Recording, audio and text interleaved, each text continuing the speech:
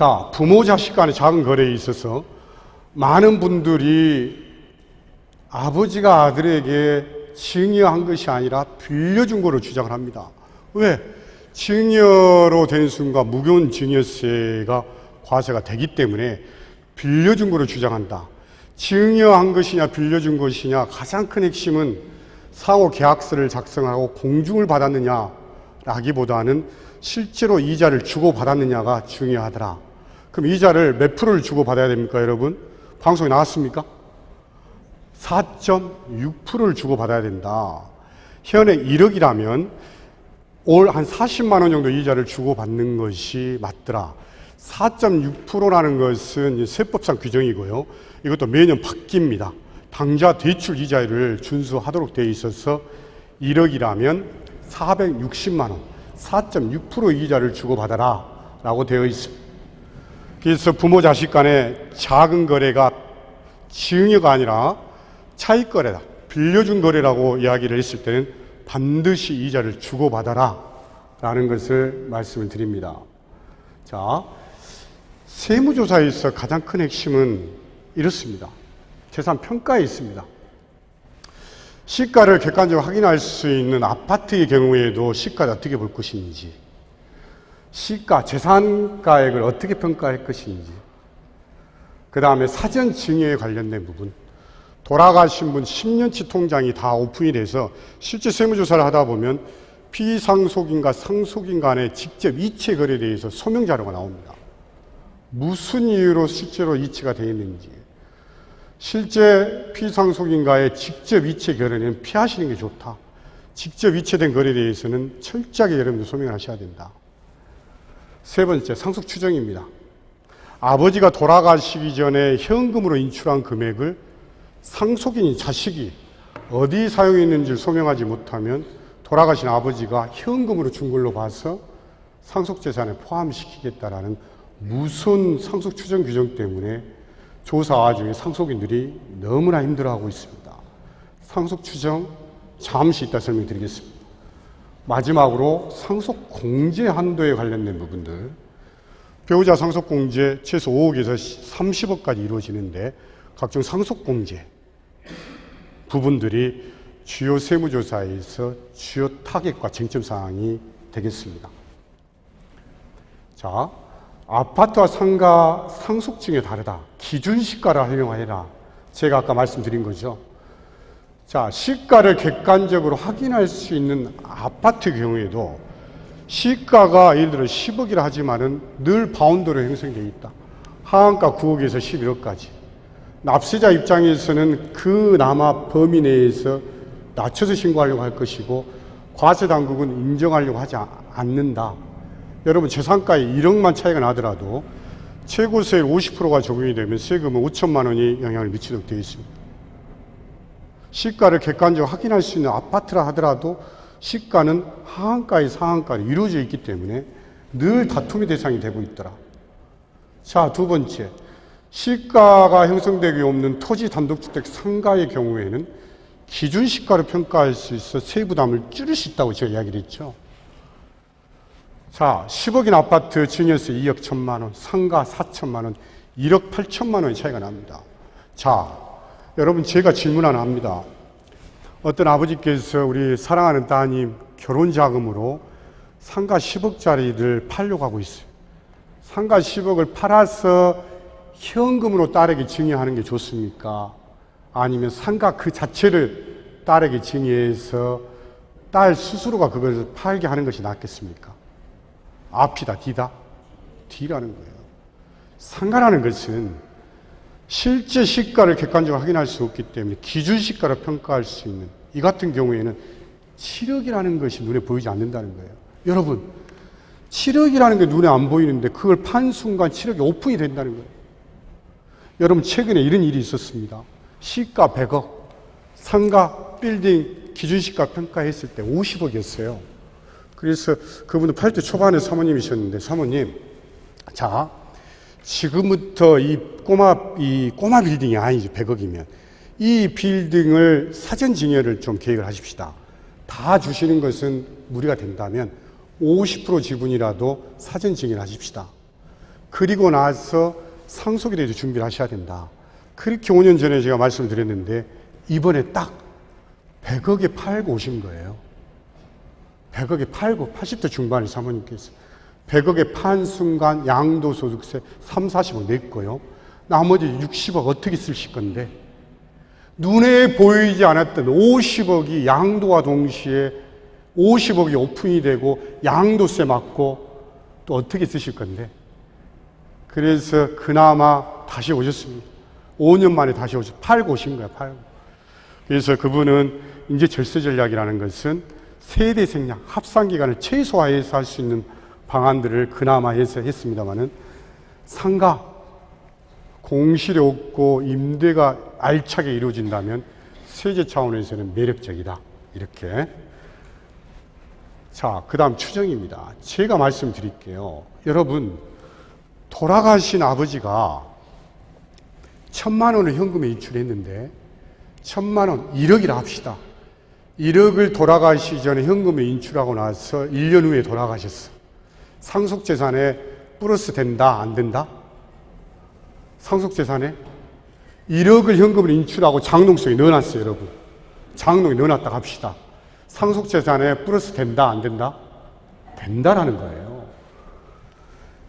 아버지가 돌아가시기 전에 1년 전에 인출한 1억은 어디에 사용했는지를 상속인이 소명하지 못하면 비록 예금에는 1억이 빠져 있지만 상속 추정으로 보겠다라는 거고 아버지가 돌아가시기 전에 현금으로 인출해서 뽑아놓은 1억 장롱에 넣어놓고 3년 후에 돌아가셨다. 상속재산에 빠진다, 포함이 된다? 빠질 가능성이 높다라는 거예요. 빠질 가능성이 높게 있다라는 거예요. 왜? 추정 대상 기간은 2년 이내로 제가 한정을 하기 때문에 넘어간 부분에 대해서는 과세 당국이 입증을 하지 못하면 상속재산 빠질 가능성이 있다는 거예요. 3년 전에 현금으로 인출한 1억을 장롱에 넣어놨든 기부를 했든 제3자한테 줬든 저기 하셨든 간에 현금으로 인출한 부분이 2년이 지나버리면 상속재산에 빠질 가능성이 있다는 거예요. 상속 추정이라는 것이 그래서 무섭습니다. 그래서 2년 이내에만 상속 추정 기간을 하는 거고 2년이 벗어나면 빠질 가능성이 있다는 겁니다. 근데 아버지가 3년 전에 현금 인출한 금액을 비슷한 시기에 상속인이 현금으로 받아서 통장에 입금했다면 상속재산에 들어가야 되겠죠. 그런 경우에는 증여세 플러스 상속세 플러스 이렇게. 그래서 상속 추정이더라. 상속 개시를 현재 눈에 보이지 않는 재산이지만 금전에 인출해서 상속인에게 현금으로 증여했다고 보겠다는 겁니다. 상속 추정. 자, 많은 분들이 상속이 났습니까? 사전징계가 났습니까? 회계사에 많이들 물어봅니다. 여러분, 답은 분명히 있습니다. 오늘 이 시간, 강의 시간은 제가 일반론적인 답을 여러분께 제시를 하지만은 각자의 재산 상태, 각자의 가족 상태가 틀리기 때문에 구체적인 답은 실제로 틀릴 수가 있지만은 일반론적인 답을 말씀드리면 상속이 났습니까? 사전징계가 났습니까? 답은 사전징여 후 10년이 경과하면 사전징여가 100% 유리하다. 왜? 상속재산이 빠지기 때문에. 그런데 10년 만약에 이내에 돌아가셨을 때 10년 후에 상속이 이루어지는 게 사전징여가 100% 유리하다. 손자, 손녀는 5년이라 그랬습니다. 5년. 10년 이내에 상속이 이루어졌을 때는 상속재산에 합산이 되지만은 어떨 때 유리하냐? 자, 먼저 일반적으로 사전징여를 10억을 했을 때 10년 이내 상속이 이루어지면 사전징여를 하든 상속으로 가든 무차별을 합니다. 세금은. 단 10년 이내에 상속이 이루어졌다 하지만은 증여했을 때 증여가액 10억, 나중에 이 부동산이 15억으로 상승했다면 이거 증여했을 때 당시로 평가한다, 상속 당시의 가액으로 평가한다? 증여했을 때의 가액으로 평가를 받기 때문에 시세가 상승하는 부동산은 10년 이내에 합산이 되지만 사전증여가 유리하다. 시세가 하락하는 경우에는 사전증여가 불리하다. 이렇게 일반론적인 이야기를 제가 여러분께 할 수가 있고요. 여러분 각자의 재산 상태, 그다음 처한 환경이 틀리기 때문에 각자의 절세 전략은 1대1로 절세 전략이 나올 수밖에 없다는 것을 말씀을 드립니다. 자, 부모 재산이 상속공제 이내이라면 사전증여보다 상속이 유리하다. 자, 현재 저희가 일괄공제 5억, 배우자가 있는 경우에는 5억에서 30억까지 공제가 됩니다. 배우자 공제를 극대화하는 것은 배우자 법정 지분만큼 배우자에게 상속해 주는 것이 배우자 공제를 극대화하는 겁니다. 예를 들어서, 자, 칠판 잠깐 하겠습니다. 예를 들어서 배우자 1인, 자녀 2사람이 있었을 때 배우자 법적 지분은 1.5 플러스 1 플러스 1분의 1.5입니다. 1.5. 이만큼을 배우자에게 상속해 주는 것이 배우자 공제를 극대화하는 거다. 배우자 공제를 만약에 30억을 받고자 싶다. 그럼 상속재산 X 곱하기 이 X가 70억이 돼야지만 이 배우자 공제가 30억이 되는 겁니다. 상속재산 30억을 배우자한테 100% 배우자한테 상속했다고 해서 30억 공제 되는 거 아닙니다, 여러분. 배우자의 법적 지분만큼만 배우자에게 상속해 주는 것이 배우자 공제를 극대화하는 것이다. 이렇게 보시면 됩니다. 자, 가업공제. 자, 10년 전만 하더라도 중소기업, 연매출 3천억 미만의 중견기업, 아버님의 그 지분, 주식을 가업을 넘겨주는 와중에서 10년 전만 하더라도 1억에서 2억에 불과했습니다. 지금은 200억에서 500억까지 가업 상속 공제가 되더라. 그래서 유능한 중소기업이 상속세로 인해서 가업을 영위하지 못하는 것을 막기 위해서 많은 중소기업의 건의 사항으로 인해서 200억에서 500억까지 공제가 돼 있더라. 하지만 향후 10년간 엄격한 사후 관리를 요구하고 있는 것이 가업 상속 공제가 되겠습니다. 그 다음 금융예산 공제, 동거주택. 10년 이상 무주택자인 상속인과 10년 이상 동거를 했다면 재산가액의 80% 5억 한도로 해서 동거주택 상속공제가 이루어지겠다. 여러분, 상속증여 플랜 중에서요, 주택은 맨 마지막입니다. 주택은 맨 마지막에 사전증여하셔야 됩니다. 또는 상속으로 가는 것이 유리할 수밖에 없다. 그냥 동거주택 상속공제뿐만 아니라 이 상속주택이라는 것은 늘 시가 형성이 되어 있기 때문에 시가가 거의 흔접하고요. 상속주택으로 받았을 때 세제 효과가 많다라는 겁니다. 일반주택 상속주택 받았을 때 일반주택을 평생 아무 때나 팔아도 비과세야. 사전증여를 한 순간 바로 이 주택 양도세 중과가 된다는 거예요. 상속증여 플랜 중에 맨 마지막은 실제 거주하고 있는 주택은 맨 마지막에 사전증여를 하든 상속으로 넘겨주는 것이 일반적인 절세 원칙이 되겠습니다. 자, 그래서 현재는 상속공제가 배우자가 없는 거에 5억이고요. 배우자가 있는 경우는 10억입니다. 여러분, 거대한 상속증여 시장이 몰려오고 있습니다. 배우자가 있는 경우에도 10억 재산, 웬만하면 10억이죠. 배우자가 없는 경우 5억 재산만 넘어도 상속세 문제가 있습니다. 그렇지 않습니까?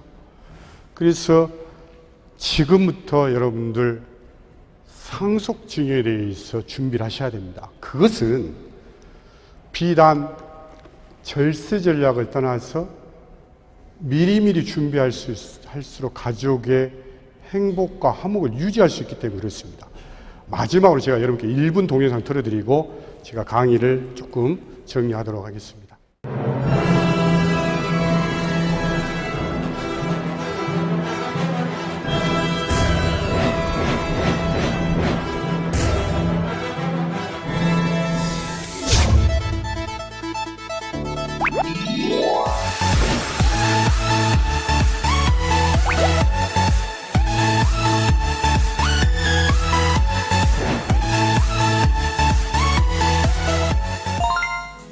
상속재산은 많고 적음을 떠나서 늘 다툼의 대상이 되고 있습니다. 가족 간의 다툼이 상속 분쟁으로 가는 순간 가족은 더 이상 가족이 아니라 머나먼 존재가 되기 때문에 그렇습니다. 상속을 지금 준비해야 되는 것은 단순한 세금의 절세 차원을 넘어서 가족의 행복과 화목을 유지할 수 있는 기본이기 때문에 그렇습니다. 자, 여러분들 1시간 20분 금방 가셨죠? 네, 1시간 20분 동안 아무튼 이렇게 경청해 주셔서 감사드리고 상속증여에 관련된 가장 중요한 핵심 부분 빠뜨리지 않고 여러분께 강의를 전달했다고 생각합니다. 혹시나 여러분들 궁금하신 거 있으시면 뒷 유인물에 저희들 사무실 주소와 제 핸드폰까지 명시가 되어 있습니다. 그래서 연락 주시면 제가 친절히 이렇게 상담을 드릴 수 있도록 하겠습니다. 자, 아무튼 여러분들 오늘 개천절날 이렇게 뵙게 돼서 기쁘고 1시간 반 동안 경청해 주셔서 감사합니다. 감사합니다.